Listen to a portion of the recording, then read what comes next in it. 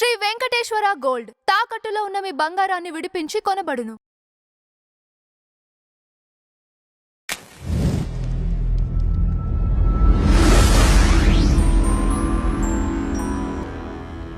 నమస్కారం నంద హరిచంద్ర గారు. నమస్కారం అంజుబాబు గారు. మన ప్రయాణం సూపర్ ఫాస్ట్గా వెళ్తుంది, సూపర్గా వెళ్తుంది. అంచేత మనల్ని అభిమానించే లెవెల్లో వెళ్తుంది అని అనుకుంటున్నాం. మనకు వచ్చే మెసేజ్లు కానీ, నాకు వచ్చే పర్సనల్ మెసేజ్లు కానీ ఇది చెప్తున్నాయి. ఇది కావాలంటే సాక్ష్యం కూడా చూపిస్తాను మీకు, ఎంతమంది అభిమానులు నా దగ్గర ఇది ఉంది. ఇది మనం ఏం అబద్ధాలు చెప్పక్కర్లా. అవును, చక్కగా పాత వాళ్ళందరినీ తలుచుకుంటూ వెళ్తున్నాం, గౌరవంగా తలుచుకుంటున్నాం. గౌరవం కావాలండి మెయిన్. ఇచ్చేదంటే మనం నేర్చుకుంటున్నాం, ప్రజలకు తెలిసేలా చేస్తున్నాం అంతే. దాని నుంచి నేను కూడా నేర్చుకుంటున్నాను. ఎందుకంటే వాళ్ళు ఎన్ని కష్టాలు పడ్డారు, ఆ కష్టాల నుంచి ఏం నేర్చుకున్నారు అనేది కూడా ఒక విషయం. అందుకే మనం చెప్పేది ఈ విషయం. ఊరికే ఇన్ఫర్మేషన్ ఇవ్వడానికి కాదు, పలానా ఊళ్ళో పుట్టారు, పలానా సంవత్సరంలో పుట్టారు అని కాదండి మనకి. అవును. సో అయితే ఈరోజు అండి మనకి సూపర్ స్టార్ తర్వాత ఇట్లా రకరకాల వాళ్ళందరినీ టచ్ చేసుకుంటూ వచ్చాం. కృష్ణ గారిని కూడా టచ్ చేసాం. అయితే ఇండస్ట్రీలో రాజులాగా, అంటే మామూలుగానే బేసిక్గా రాజు ఆయన, ఇండస్ట్రీలో ఆయన్ని రెబల్ స్టార్ అంటా ఉంటారు. థర్డ్ జనరేషన్ కూడా కాదండి. మన ఫస్ట్ ఏఎన్ఆర్ ఎన్టీఆర్, అంతకుముందు జనరేషన్ ఏఎన్ఆర్ ఎన్టీఆర్, తర్వాత కృష్ణ శోభన్ బాబు, ఆ తర్వాత వాళ్ళతో జాయిన్ అయిన వారు కృష్ణరాజు గారు. ఓకే. సో మరి ఆయన అసలు రెబల్ స్టార్ అని ఎందుకు అనాల్సి వచ్చింది? చెప్తాను. ఓకే, అది కూడా నాకు తెలిసిన మా గురువు గారి సినిమా నుంచి వచ్చింది అనుకుంటున్నా. చెప్తాను అది. అదే కటకటాల. ఓకే. దాదాజీ ఈయన వచ్చింది హీరోగా, చిత్ర పరిశ్రమకు వచ్చింది హీరోగా, మారింది విలన్గా, మళ్ళీ హీరో అయ్యి మారింది రెబల్ స్టార్గా. ఇది ఆయన బిగినింగ్ ఇంట్రడక్షన్. ఏంచేదంటే కృష్ణరాజు గారు సార్థక నామధేయుడు. రాజు అంటే సార్థక నామధేయుడు. నిజంగానే రాజ కుటుంబానికి చెందినవారు ఆయన. మొగల్తూరు రాజుల కుటుంబానికి చెందినవారు. ఆ ఊళ్ళో వీళ్ళే పెద్దలు. వీళ్ళ నాన్నగారు అన్నదమ్ములు 5 ఉన్నారు.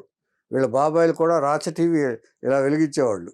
ఈయన ఆ ఊళ్ళో ఏ గొడవలు జరిగినా తీర్పు వేళ్ళింట్లోనే.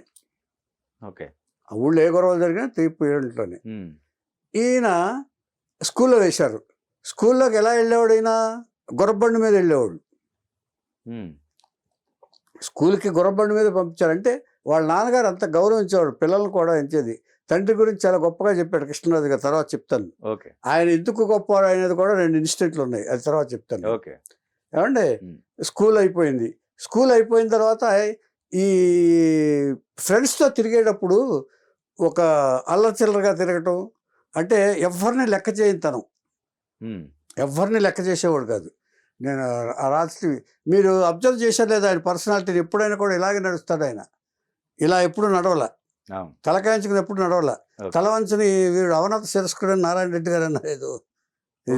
అలాగా ఎప్పుడు కూడా ఆ రాచ టీవీ అలాగే మెయింటైన్ చేశాడు ఆయన లాస్ట్ వరకు, సినిమా ఇండస్ట్రీలో కూడా. అంత మంచివాడు కూడా ఆయన. అది నా అనుభవం ఉంది, నాకు అనుభవం. అది నా తర్వాత చెప్తాను. ఈ స్కూల్ అయిపోయింది. స్కూల్లో చదువుతుంటేనండి ఒకసారి ఏదో ఏదో తప్పు చేస్తే రిఫరెన్స్ కోసం హెడ్ మాస్టర్ గారు కవర్ చేశారు. హెడ్ మాస్టర్ గారు కవర్ చేస్తే క్లాస్ రూమ్కి నేను రాను, ఆయన్నే రమ్మని అన్నాడు. ఈయన అలాంటి లెక్కలేస్తారు. అంటే తెలియదు తన పాపం, అంటే చేయాలని అప్పటికేం తెలియదు కదా పాపం. ఆ తర్వాత ఇక ఈ కుర్రాళ్ళతో చేరి ఒక్కసారి ఒక బూతు మాట నేర్చుకున్నాడు ఈయన. కుర్రాళ్ళు అంటే తెలియదు కదా పాపం, బూతు మాట నేర్చుకున్నాడని తెలిసేటప్పటికి వీళ్ళకి చాలా బాధ కలిగింది ఆ ఫ్యామిలీకి. రాయల్ ఫ్యామిలీ కదా, ఆ మాటలు మాట్లాడకూడదు కదా. అందుకని వీడికి లాభం లేదు, అల్లరి చేస్తున్నారని చెప్పేసి చిన్నమ్మ గారింటికి కాకినాడ దగ్గర పెద్దపూరపాడు అని ఏదో ఉంది, పెద్దాపురపాడు, అక్కడ పంపించేశారు స్కూల్కి. స్కూల్ చదివి అక్కడ స్కూల్ అయిపోయి ఆ టైలర్ స్కూల్ ఏదో ఉందట, అది అక్కడ చదివి SSLC ఒకసారి పాస్ అయ్యాడు. ఎస్ఎస్ఎల్సి ఒకసారి తప్పాడు, మళ్ళీ పాస్ అయ్యాడు ఆయన. పాస్ అయిన తర్వాత పియూసీ వైఎన్ఆర్ కాలేజీలో చేరాడు ఆయన. మా గురువు గారు కూడా దాసర్ గారు కూడా ఆ కాలేజీలో, అంటే చాలామంది ప్రముఖులు ఆ కాలేజీలో చదివారు. ఓకే. కృష్ణరాజు గారు అక్కడే చదివారు, మా గురువు గారు అక్కడే చదివారు. వైఎన్ఆర్ కాలేజ్ జరిగితే అక్కడ పియూసీ తప్పాడు ఆయన, మళ్ళీ తప్పాడు ఆయన. ఇచ్చేదంటే వెళ్ళటమే, ఒక మోటార్ బైక్ మీద వెళ్ళటం, దర్జాగా ఫ్రెండ్స్ కూడా. ఇప్పుడు రాజుగారు అంటే ఎలాగైనా వెనకాల తిరుగుతూ ఉంటారు కదా ఫ్రెండ్స్, ఖర్చు పెడతా ఉంటారు ఫ్రెండ్స్. ఎవరైతే బాగుంటారో వాళ్ళ వెనకాలే తిరుగుతారు. కాలేజీలో ఇది అలవాటే, మనకి తెలిసిందే విషయాలు, ఎవరికి కొత్తగా చెప్పక్కర్లేదు. ఎవరు డాబుగా ఉంటే వాళ్ళ వెనకాల తిరుగుతారు, ఎవరు ఖర్చు పెడితే వాళ్ళ వెనకాలే తిరుగుతారు కుర్రాళ్ళు కూడా. ఆ కాలేజ్ అయిపోయింది. ఆ పియూసీ తప్పంగానే ఏం చేశాడంటే వాళ్ళ నాన్నగారితో చెప్పాడు. వాళ్ళ నాన్నగారు ఏదైనా పిల్లలకి ఏది అడిగితే అది ఆనర్ చేస్తారు ఆయన. అయితే ఆ పెద్దరికి ఉంది ఆయన దగ్గర. అంచేత నాన్నగారు నేను హైదరాబాద్లో చదువుకుంటాను, అంచేత ఇక్కడికి చదవలేను నేను అని చెప్పాడు. చదువుకో అని అరేంజ్మెంట్ చేశాడు ఆయన. హైదరాబాదు వెళ్ళి భద్రికా కాలేజీలో చదివాడు. ఇక్కడ భద్రికా కాలేజీలో చేరాడు. పియూసీ పాస్ అయ్యాడు, డిగ్రీ చదివాడు. డిగ్రీ చదువుతుండగానే ఫస్ట్ ఇయర్ సెకండ్ ఇయర్ అవ్వగానే వాళ్ళ బాబాయో పెద్దనాన్నగారు ఆంధ్రరత్న పేపర్ ఒకటి పెట్టారు అక్కడ.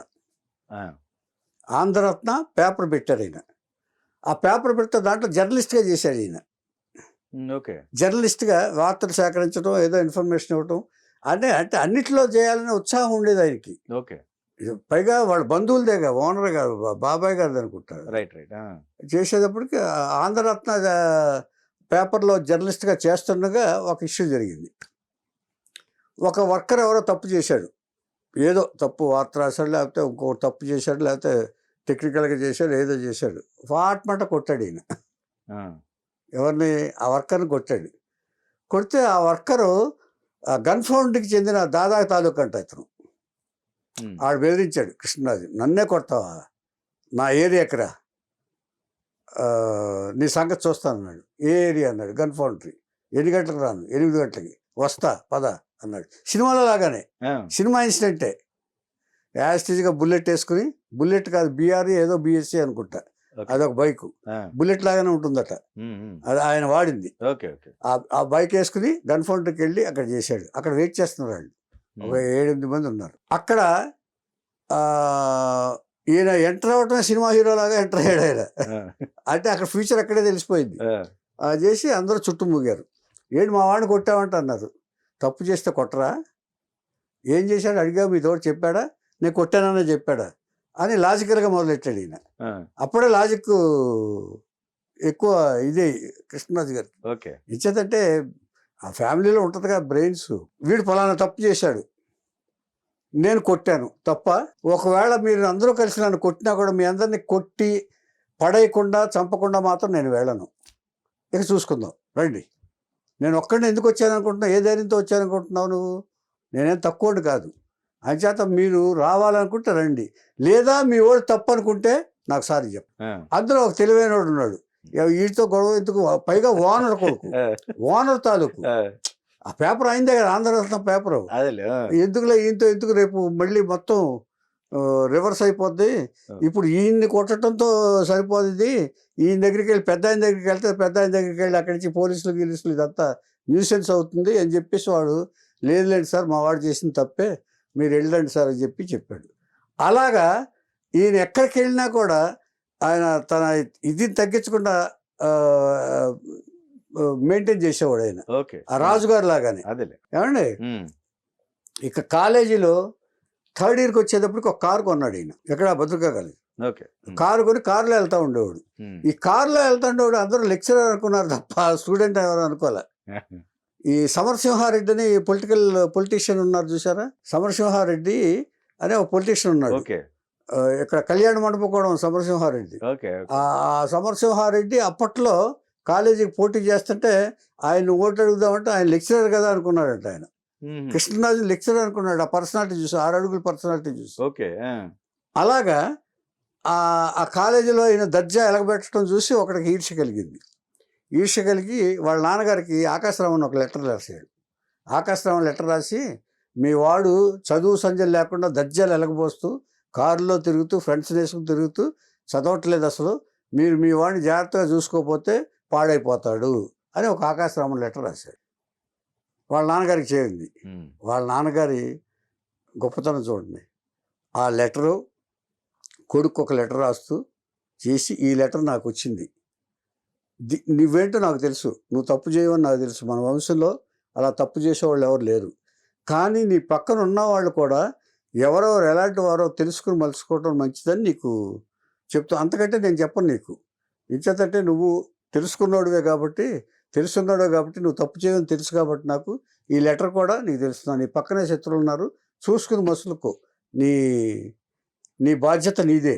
నీకేం కావాలన్నా సమకూర్చడం నా బాధ్యత. చదువుకోవటం, శుభ్రంగా చదువుకోవటం, డిగ్రీ తెచ్చుకోవటం నీ బాధ్యత. ఇది తెలుసుకుని మసులుకో అని చెప్పేసి లెటర్ రాశాడు. ఒక్కసారిగా కృష్ణరాజు గారికి కళ్ళనీళ్ళు వచ్చేసింది. అంటే ఇంత గొప్ప తండ్రులు కూడా ఉంటారా, కొడుకులను అర్థం చేసుకునేవాళ్ళు. గబుక్కుని ఏం చేస్తారు, ఓరి విధవా నువ్వు ఇది చేస్తున్నావు, అది చేస్తున్నావు, నువ్వు చదవట్లేదా అని చెప్పేసి వెంటనే వచ్చేసి చెరామడా తిట్టేసి వెళ్ళిపోతారు, లేదంటే ఇచ్చేస్తారు. కానీ మా నాన్నగారు అలా చేయలేదు. అంచేత ఆయన మీద గౌరవం నాకు ఇంకా పెరిగిపోయింది అక్కడ అయిన తర్వాత, డిగ్రీ వచ్చేటప్పటికి అని అన్నారు. ఏమండి, ఇది అయిన తర్వాత ఇక్కడే హోటల్లో తిరుగుతుంటే ఒక అతను వచ్చి, నువ్వు హీరోలాగా ఉన్నావయ్యా, అసలు 6 అడుగులు పొడుగున్నావు, హీరోలాగా ఉన్నావు, నువ్వు ఎందుకు why don't act in cinemas, movies, నాకు తెలిసిన వాళ్ళు ఉన్నారు మెడ్రాస్లో, నువ్వు రావాలని చెప్పేసి ఒక పరిచయం చేసుకున్నాడు. సరే చూద్దామని చెప్పేసి వచ్చాడు. వస్తే ఒక చోట హోటల్లో దిగి, రాయల్టీ కదా మళ్ళీ ఏం తక్కువే లేదు, ఒక హోటల్లో దిగి పీతాంబరం గారని ఎంజీఆర్కి మేకప్ వేసే అతను, ఈ పి వాసు అనే డైరెక్టర్ ఉన్నారు కదా, సంటి సినిమా తీసిన, వాళ్ళ ఫాదరు పీతాంబరం గారు అంటే మేకప్ మ్యాన్, తెలిసే ఉంటుంది అందరు. ఆయన మేకప్ వేశారు. మేకప్ వేస్తే వారంలో ఇది 2-3 రోజులు వెయిట్ చేసిన మేకప్ వేసి టెస్ట్ తీశారు, స్టిల్స్, ఓన్లీ స్టిల్స్. అప్పుడు స్టిల్స్ తీశారు. స్టిల్స్ తీసినా వర్కౌట్ అవ్వాల, ఎవరు పిలవాల, మళ్ళీ స్టిల్స్ తీసి వెళ్ళిపోయారు అంతే. వర్కౌట్ కదా వెనక్కి వచ్చేసాడు. మళ్ళీ వెనక్కి వచ్చేసాడు. వెనక్కి వచ్చేసిన తర్వాత ఈ ఓటం ఒప్పుకోవటం కృష్ణరాజు గారికి సరిపడలా. అయితే నువ్వు బాగున్నావు కదా, ఇది అందరూ వచ్చి ఇలా జరగటం ఏంటి, నువ్వు అసలు నువ్వు అంత నీలాగా ఏ హీరో ఉన్నాడు ఇప్పుడు అక్కడ, నీ అంత హైటు లేరు, నీ అంత అందం లేదు, నీ అంత టీవీ ఎవరికి లేదు అని అన్నారు. సరే మళ్ళీ ట్రై చేద్దామని చెప్పేసి ఆయన మెడ్రాస్ వచ్చేసాడు. మెడ్రాస్ వచ్చి మకాం పెట్టాడు. ఓటం ఒప్పుకునే ఇది కాదు కృష్ణరాజు గారు. అసలు వైనాట్ అసలు వాళ్ళు నన్ను తీసుకెళ్ళి టెస్టులు తీయలేదు అనే దుగ్ధ ఆయనలో ఉంది. ఎస్, ఎలాగైనా ఒకసారి ఇచ్చేయాలంటే అలా అనుకుంటుండగా ఎంకే రాజన్న కెమెరామెన్ కనిపించాడు. ఆయనకి బంధువు అవుతాడో లేకపోతే వాళ్ళ ఊరు తాలూకో, అంతా ఒకే ఊరు, ఒకే బెల్ట్ అక్కడ. ఆయన డివి నరసరాజు గారి దగ్గరికి తీసుకెళ్ళాడు. డివి నరసరాజు గారికి తీసుకెళ్తే సినిమా కష్టాలు చెప్పాడు. ఆయన వెయిట్ చేయాలి, ఇది చాలా కష్టాలు, న్యాచురల్గా కొత్త కుర్రోళ్ళు వెళ్ళంగానే ఇదేగా చెప్పేది మనకి, అంత తేలిక కాదు వేషాలు రావటం అదని ఆయన ఏదో ఆయన చెప్పాడు. ఆయన సరే అయిన తర్వాత ఈ లోపల ఒక పేపర్ అడ్వర్టైజ్మెంట్ వచ్చింది. ఆదర్శ్ సుబ్బారావు గారు తేనె మనసులు తీస్తున్నాను, కొత్త నటినట్లు కావాలని వచ్చింది. అక్కడ దానికి అప్లై చేశాడు ఈయన. ఎవరో ఫోటోలు పంపించాడు ఈయన, కృష్ణరాజు గారు.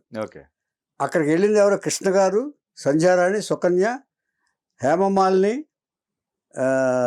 కృష్ణరాజు గారు వెళ్ళారు. హేమమాలిని, కృష్ణరాజు గారు, జయలలిత కూడా వెళ్ళింది. వీళ్ళందరూ రిజెక్ట్ అయ్యారు. చూడండి మరి. అంచేత మేధావులు కూడా ఒక్కోసారి తప్పు చేస్తారంటానికి ఇంతకంటే ఉదాహరణ లేదు. అంచేత ఎవరిని అంటారండి, శాస్త్రాలు చెప్పినాయి, ఎవరిని తక్కువ అంచనా వేయకూడదండి, ఎవరిని తక్కువ అంచనా వేయకూడదు. అంచేత ఎప్పుడు ఏమవుతారో మనం చెప్పలేము. అలాగే అసిస్టెంట్ డైరెక్టర్లో కూడా, ఈ డైరెక్షన్ డిపార్ట్మెంట్ కూడా మనం తక్కువగా చూసామంటే రేపు వాళ్ళే పెద్ద డైరెక్టర్లు అవుతారు. వీళ్ళందరూ అవమానాలు పొందిన వాళ్ళే. మా గురువు గారే సాక్ష్యం, ఆయన జీవితం ఒక సాక్ష్యం. ఇట్లాగా అయిపోయింది. ఈ తర్వాత ఏం చేశారంటే ఈయన ఇలా కాదని చెప్పేసి ఆత్రేయ గారి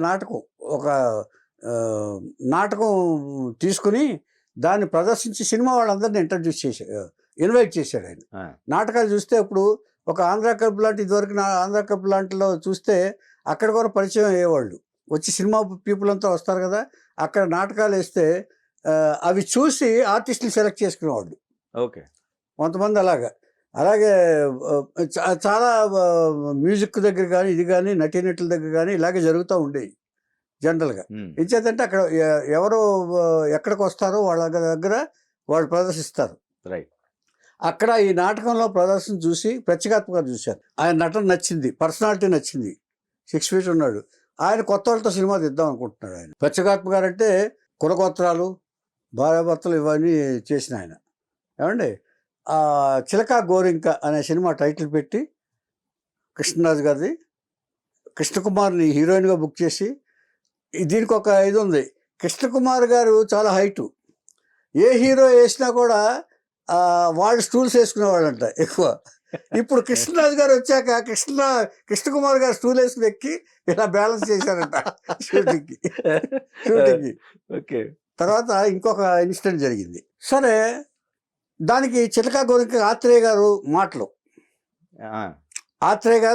మాటలు, ఇది హైదరాబాద్లో తీస్తున్నారనుకుంటా, మెడ్రాస్లో ఉన్నారు ఆయన ఆత్రేయ గారు. ఆత్రేయ గారి నుంచి సీన్ రావాలి, ఎప్పటికప్పుడు సీన్ రాసి ప్రేక్షకుల్ని రాయక నిర్మాతల్ని ఏడిపించారని ఆత్రేయ గారికి ఒక టైటిల్ ఉంది. దీనికి చిలకా గోరింకకి ఆత్రేయ గారు డైలాగులు. ఆయన సీన్ రాసి పంపించలా, ఆవేళ సీన్ తీయాలి. ఒక సీను ఎస్వి రంగారావు గారి కాంబినేషన్లో సీన్ తీయాలి, పెద్ద సీన్ అది. ఒక 10-12 పేజీల సీన్ అంటే దాదాపుగా 1 day పడుతుంది. మార్నింగ్ నుంచి 9 o'clock కాల్ షీట్ వేస్తే 6కో ఎంతకో ఎంచేతంటే ఎస్వి రంగారావు జనరల్గా ఆ తర్వాత కొంచెం ఇదిగా ఉంటారు కాబట్టి ఫినిష్ చేద్దామని అనుకుంటారు. కానీ ఆ రోజు సీన్ రాలా, కాల్ షీట్లు వేస్ట్ అయిపోతున్నాయి రంగారావు గారి. ఇక ఆఖరికి మళ్ళీ ఆయన మెడ్రాస్ వెళ్ళిపోవాలి. వెళ్ళిపోవాలంటే ఫ్లైట్కి వెళ్ళిపోవాలంటే రాలేదు. మరి ఏమో కొత్త కుర్రాడు రంగారావు గారు వచ్చారు, సెట్కి వచ్చారు, సీన్ రాలేదు. సెట్లో ఉండంగానే ఆ సాయంత్రానికి వచ్చింది సీను. అప్పుడు దాకా వెయిట్ చేస్తున్నారు. ఎలా వచ్చింది సీను? బెదవాడ నుంచి ఇది వచ్చి డిఫరెంట్ వెహికల్స్లో ట్రావెల్ అయ్యి ఆ కార్లు పంపించి తెప్పించారు సీన్ని. అంత ఇబ్బంది పడ్డారు ఆ సీన్ కోసం. తీరా చూస్తే 10 పేజీలు ఉంది. రంగారావు గారు చూసి అన్నాడు, ఇది ఇప్పుడు ఎక్కడ అవుద్దయ్యా, మరి నేను వెళ్ళిపోవాలి కదా, సరే తెల్లారు ఉంటానులే నీకోసం ప్రత్యేకాత్మ గారు అంటే ఆయన అంటే గౌరవం కదా పాపం డైరెక్టర్ గారు. అంటే సరే అని చెప్పి, అంటే ఈ కొత్త కుర్రాడు చేయగలడా, ఈ కొత్త కుర్రాడితో సీన్లు పెట్టుకున్నప్పుడు ప్లాన్గా చేసుకోవాలి కదా, రైటర్ చేత ముందే సీన్ తీసుకోవాలి కదా డైరెక్టర్ గారు అని చెప్పేసి ఆయన ఇది ఇచ్చారు. ఇది ఇచ్చిన తర్వాత ఇదంతా విన్నాడు కృష్ణరాజు గారు. అది ఎలాగైనా సరే నేను డైలాగులు ఎక్కడ తడబడకూడదు అని చెప్పేసి మొత్తం సీన్ తీసుకుని మొత్తం ప్రాక్టీస్ చేశారు ఆయన. ఇచ్చేత పెద్ద రంగారావు గారితో సీను అంటే ఏ ఆర్టిస్ట్కైనా భయంగానే ఉంటుంది. అప్పుడు ఈయన కొత్తడు. ఈయన అక్కడి నుంచి 6 గంటలకు స్టార్ట్ చేశారండి. టక్క టక్క టక్క టక్క టక్క సీన్ తీసేస్తే ఫస్ట్ టేక్ ఓకే అయిపోతుంది కృష్ణరాజు గారిని సీన్లు. రంగారావు గారు అలా షాక్ అయిపోయాడు ఆయన. రంగారావు గారు he did not expect that it will be finished within 2 hours. 2 hours లో ఫినిష్ అయిపోయింది. 2 hours లో సీన్ ఫినిష్ చేశారండి. అనుకున్న వ్యక్తి తెల్లారు ఫస్ట్ ఫ్లైట్కి వెళ్దాం అనుకున్నారు ఆయన. ఆయన రంగారావు గారు ఆశ్చర్యపోయారు, భలే చేసావా ఎక్కడాడు, యూ విల్ కమ్ అప్ అసలు పెద్ద స్టార్ అవుతావా నువ్వు, ఆర్టిస్ట్ అవుతావు అని ఇక్కడే చెప్పకుండా వెళ్ళి బ్లెస్ చేసి వెళ్ళిపోయాడు ఆయన. వెళ్ళిపోయి ఎక్కడికి వెళ్తే అక్కడ ఈ కృష్ణరాజు గారి గురించే పొగిడి చెప్పాడంట. ఆ తర్వాత ఫోన్లు వచ్చినాయి ఈయనకి. అలా జరిగింది. ఎందుకంటే ఆయన వెల్ ఎస్టాబ్లిష్డ్ ఆర్టిస్ట్ కాబట్టి అయ్యో రంగారావు గారితో చేయాలంటేనే భయపడతారు. ఆయన రికమెండ్ చేశాడంటే, ఆయన మెచ్చుకున్నారంటే, ఆయనే మెచ్చుకున్నాడంటే చూసుకొని ఒక ఎక్స్ప్రెషన్ తోటి చంపేస్తాడు ఆయన అందరు. నేను అలాంటి రంగారావు గారు మెచ్చుకున్న హీరో కృష్ణరాజు గారు. ఏమండి ఊరికే రాదు కదా అంతకి. పైగా కృష్ణరాజు గారు కూడా ఏం చేశారు, ఆయన శ్రద్ధగా తను వాళ్ళు భయపడుతున్నట్టుగా వాళ్ళ భయాన్ని తీసిపారేశాడు ఆయన. ఇంచేతంటే మనం వచ్చింది కష్టపడటానికి.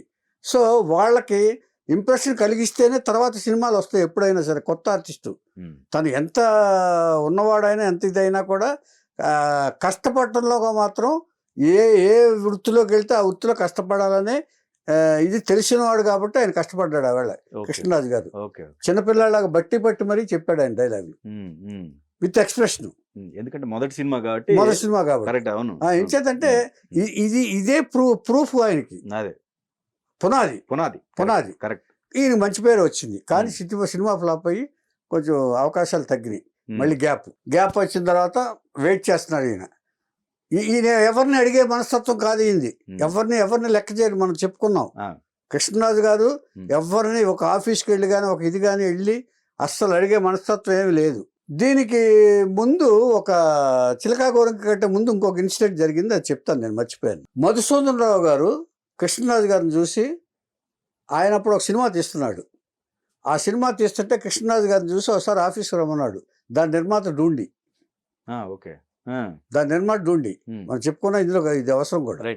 ఏమంటే డూండి మధుసూదన్ రావు గారు చూసి ఎక్కడో కనపడితే రమ్మని పిలిచారు. ఆయన ఆఫీస్కి వెళ్ళారు. ఆఫీస్కి వెళ్తే అక్కడ డూండి గారు ఉన్నారు. డూండి గారు అంటే కుర్రాన్ని చూడాయి అని చెప్పేసి కింద కూర్చున్నారని చెప్పేసి వస్తే డూండి గారు వచ్చారు. డూండి గారు వచ్చిన తర్వాత ఆ టేబుల్ మీద 555 సిగరెట్ ప్యాకెట్ ఉంది. అది ఎవరిదని అడిగితే నాదే అని చెప్పి గప్పుకుని తీసుకున్నాడు. ఆహా, డైరెక్టర్ గారు పంపించారా, సరే నేను కవర్ చేస్తాను వెళ్ళా అని చెప్పి డూండి గారు పంపించేశారు. ఇది మనం డూండి గారి దాంట్లో చెప్పుకున్నాం. ఏమండి అయినా కూడా ఇక్కడ అవసరం. ఏమండి ఇది అయిన తర్వాత అది అలా మిస్ అయిన సినిమా వీరాభిమన్యు. దాని తర్వాత శోభన్ బాబు గారిని బుక్ చేశారు. అది వీరాభిమన్యు కూడా వెళ్ళాడు ఈయన. ఒకటి తేనె మనసుల్లో కృష్ణ గారు సెలెక్ట్ అయ్యారు, ఇక్కడ శోభన్ బాబు సెలెక్ట్ అయ్యారు. అంటే 2 ఇన్సిడెంట్లో ఈయన రాలేకపోయారు. సెలెక్ట్ కాలేకపోయారు. కారణాలు ఏమైనా కానీ. ఇది అయిన తర్వాత కొంతకాలం అయింది. ఈ చిలకా గోరింక అయింది. చిలకా గోరింక తర్వాత గ్యాప్లో ఉన్నాడు ఈయన. ఎవరు రాలా. సినిమా సక్సెస్ కాలేదు కదా. సినిమా సక్సెస్ కాకపోతే అవకాశాలు అరుదుగా ఉంటాయి. అంచేత వెయిట్ చేస్తున్నారు. కానీ ఎవరి దగ్గరికి వెళ్ళి అడగల ఆయన. ఒకరోజు ఫోన్ వచ్చింది. ఎవరైతే క్యాన్సిల్ చేశారో డూండి గారి నుంచి ఫోన్. ఓకే. డూండి గారి దగ్గర నుంచి ఫోను. వీరాభిమన్యు ఎవరైతే సెలెక్ట్ కాలేదో ఆ నిర్మాత దగ్గర నుంచి, ఆయన కొంచెం కన్విక్షన్ ఉన్న నిర్మాత డూండి గారు, పోతు శ్రీనివాసరావు అబ్బాయి చెప్పుకున్నాం మనం. మొదటి థియేటర్ ఓనర్ గారి కొడుకు. ఫోన్ చేసి ఒక క్యారెక్టర్ చేస్తావన్నాడు ఆయన. ఏ క్యారెక్టర్ అండి అన్నాడు. ఏ క్యారెక్టర్ ఎవరు అడిగారు దొరుకుతారు చేస్తారని అంటారు. ఎవరైనా కొత్త కుర్రాడు ఇంకా ఎస్టాబ్లిష్ కాల ఆయన. ఏ క్యారెక్టర్ అన్నారు ఆయన. విలన్ అన్నారు ఆయన. చైను అని పెట్టిస్తాడు ఆయన. చైన్ అని పెట్టిస్తాడు ఆయన. ఇది కూడా చర్చించుకున్నాం మనం ఆడ. చర్చించుకున్నా కానీ ఇది ఈయనకి అవసరం. కరెక్ట్. కృష్ణరాజు గారి పాయింట్ ఆఫ్ వ్యూ చెప్పాను. చైన్ అన్నాడు ఆయన. ఆలోచించుకో అని చెప్పేసి పెట్టేశాడు ఆయన కూడా. ఆలోచించుకో, మంచి character, you will come up అని చెప్పి ఆయన పెట్టేశాడు ఆయన. అంటే ఆయన నిర్మాతగా కాబట్టి కొంచెం నిర్మాతగానే మాట్లాడాడు. డౌట్ వచ్చింది, ఇదేంటి మంచి క్యారెక్టర్ అంటున్నారు. నాన్న అనే సినిమా తమిళ సినిమా అంటుంది అని. ఒకసారి ఏం చేశాడు, డైరెక్టర్ గారి దగ్గరికి వెళ్ళాడు. మరి ఫస్ట్ డైరెక్టర్ ఆయనే కదా. ప్రత్యేకాత్మ దగ్గరికి ఇలా ఆఫర్ వచ్చిందండి, విలన్గా చేయమంటున్నారు, మరి నేను హీరోగా చేశాను కదా, ఎలా చేయనండి అని చెప్పేశాడు. ఈ నటుడికి విలనా హీరోగా కాదు బాబు, నటించడం అనేది ఇంపార్టెంట్. తర్వాత గ్యాప్లో ఉండకూడదు నువ్వు. అంటే ఈ సినిమా తర్వాత ఎప్పుడైనా సరే నువ్వు నటిస్తూ ఉంటే టచ్లో ఉంటావు. ఇప్పుడు విలన్ అయిన వాళ్ళు ఉన్నారు, విలన్ నుంచి హీరో అయిన వాళ్ళు ఉన్నారు, హీరో నుంచి విలన్ అయిన వాళ్ళు ఉన్నారు. అంచేత నువ్వు మళ్ళీ ఇలాగే ఉంటావని రూల్ ఏం లేదు, మళ్ళీ హీరో కావచ్చు. ఎప్పటికైనా నటుడికి ఎప్పుడైనా అవకాశాలు ఉంటాయి. అంచేత చేయటం అని నా ఉద్దేశం అన్నాడు. ఇంకా సాటిస్ఫై కాక ఆయన ఎల్వి ప్రసాద్ గారి దగ్గరికి వెళ్ళాడు. ఎల్వి ప్రసాద్ గారి దగ్గరికి వెళ్ళి అడిగాడు ఆయన, చేయటమే బెటర్ అబ్బాయి. ఆర్టిస్ట్ అనేవాడు ఎప్పుడు కూడా క్యారెక్టర్ మంచిది అయినప్పుడు చేయటం బెటర్. క్యారెక్టర్ బాగోపోతే నీ ఇష్టం తెలుసుకోవచ్చు, నువ్వు డైవర్ తక్కువ అవ్వక్కర్లా. కానీ క్యారెక్టర్ మంచిది అయినప్పుడు ఏదైనా సరే, ఏ చిత్రం అయినా సరే నువ్వు చేయటం అనేది అవసరం. తర్వాత నువ్వు కనపడుతూ ఉండాలి. నటుడు ఎప్పుడు కూడా ప్రేక్షకులకి కానీ ఇండస్ట్రీలో కానీ టచ్లో ఉండాలి. ఎప్పుడు కూడా టచ్లో ఉంటేనే ఓహో ఈయన ఉన్నాడు కదా అని గుర్తొస్తుంది. లేకపోతే నువ్వు ఇంట్లో కూర్చున్నావు అనుకో, ఎవరికి తెలుస్తుంది, ఇంట్లో కూర్చున్నట్టే ఉంటుంది. అని చేత నువ్వు ఏదో క్యారెక్టర్ వేస్తూనే ఉండాలి, మళ్ళీ అవకాశం వస్తుంది నీకే. ఇప్పుడు హీరోగా అవకాశం ఎలా వచ్చింది? ముందు వచ్చింది కదా. ఆ తర్వాత విలన్గా నువ్వు బాగున్నావనే కదా పిలిచారు. బాగోపోతే నిన్ను పిలవరు కదా. పైగా డూండేశ్వరరావు సెలక్షన్ అంటే బెస్ట్ సెలక్షన్. ఆయన సినిమాలో చేశామంటే నీకు మంచి ఫ్యూచర్ ఉంటుందని చెప్పేసి వీళ్ళందరూ చెప్పారు. అప్పుడు చేశాడు. That is the first time. ఇంతకుముందు రౌడీలు అంటే ఈ లుంగీలు బనీళ్ళు వేసుకుని తిరుగుతారు.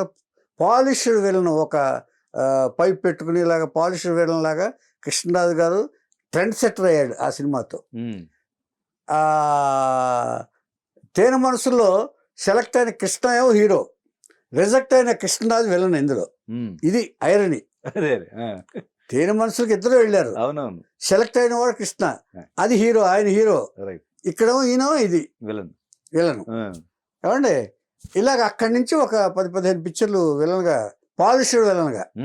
అంటే ఊరికే అరుపులు గిరుపులు చంపేస్తా గంపేస్తా కాకుండా పాలిష్డ్ విలను ఈ కృష్ణరాజు గారి నుంచి ఇలాగా కృష్ణరాజు గారి నుంచే స్టార్ట్ అయింది. ఒక ట్రెండ్ సెటర్ అయ్యాడు ఆయన సినిమా ఇండస్ట్రీలో. ఆ తర్వాత కొన్నాళ్ళ తర్వాత ఒక కవర్